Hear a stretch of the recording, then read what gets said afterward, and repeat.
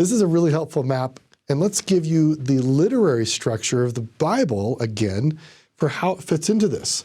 So you have the Torah, the 5 books of Moses.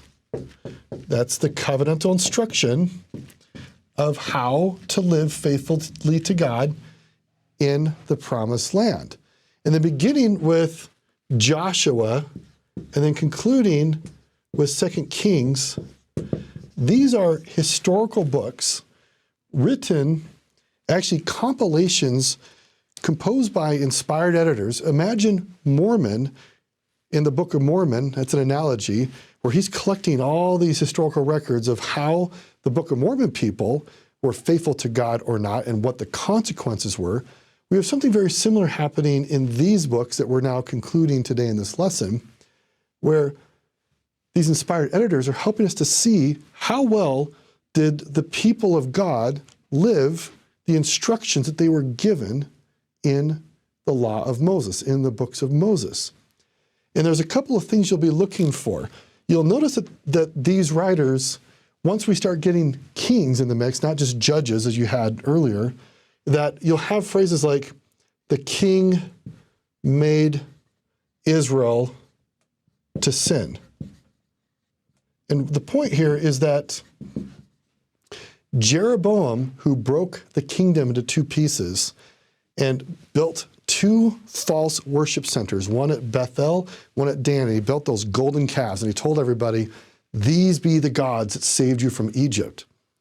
And for all of the northern kingdoms, several hundred years of history, no king in northern Israel took the time to fix that egregious apostasy. And the king's role is to model and to teach people how to live in covenantal faithfulness. Now, this is where Deuteronomy chapter 17, verses 14 to 20 come into play. God establishes what he expects from a covenantally loyal king. And what God expects are several things. First, don't seek after a lot of silver and gold. That's God's job. He'll provide you that. Don't seek after a lot of horses. It's like you don't need to raise a military. God is the Lord of hosts.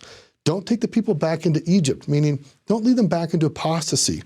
Don't seek after many wives and concubines. What should the king be doing? He should be preserving God's covenantal instructions, the scriptures, reading them every day, and sharing them with everybody. And we see this pattern happening in interesting ways in the Book of Mormon, where good kings preserve the scriptures and share them. Bad kings like King Noah don't, and they have to have a prophet like Abinadi teach people, here's what Moses taught you to live. So as you're reading through here the 2 Kings, this several hundred years of history, you'd be looking for these themes. How well did the kings lead the people to be righteous, meaning covenantally loyal to God? Now, God ultimately punishes people or allows them to suffer the consequences of their own choices. The way that these editors often mention it is that the kings lead out in apostasy and the people choose to live these essentially unfaithful lives to God. Now, why does this matter today?